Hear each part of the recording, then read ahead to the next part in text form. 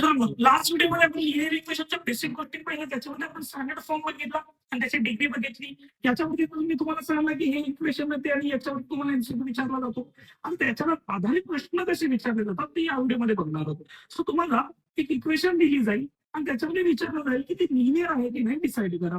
हे कसं ठरवायचं, तर पूर्ण स्टँडर्ड फॉर्म यूज करायचा आहे.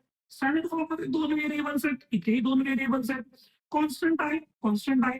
बट इथे जर डिग्री बघितली इथे 2 आहे. आपल्याला डिग्री किती पाहिजे, 1 पाहिजे. त्याच्यामुळे ही लिनियर इक्वेशन नाहीये. आणि याच्यामध्ये बघा 2 व्हेरिएबल्स, सो ए बी, इथे बी आहे त्याच्यामुळे 2 व्हेरिएबल्स बोलू शकतो. बट एक्स आणि वाय म्हणजे व्हेरिएबल्स तुमच्या लेफ्टला पाहिजेत, नंबर तुमचा राईटला पाहिजे. म्हणजे आपल्याला याला इकडे आणावं लागेल. आणि तुम्हाला मी लास्ट व्हिडिओमध्येही सांगितलेलं बेसिक मध्ये की जेव्हा साईन आपण इज इक्वल टू क्रॉस करतो साईन चेंज होऊन जातं. सो इथे तुम्ही जर सॉल्व्ह केलं तर हे 3a बनणार आहे. याला जर मायनस केलं तर याचा आन्सर येणार आहे 2b इज इक्वल टू, तिकडे राईट साईडला आहे -2. सो इथे बघा 2 व्हेरिएबल्स आहे, राईट साईडला कॉन्स्टंट आहे. सो ही आपली लिनियर इक्वेशन झालेली आहे. तुम्हाला या टाईपचे क्वेश्चन्स बोर्डला विचारले तर तुम्हाला हे सॉल्व्ह करता आले पाहिजे. थँक्यू.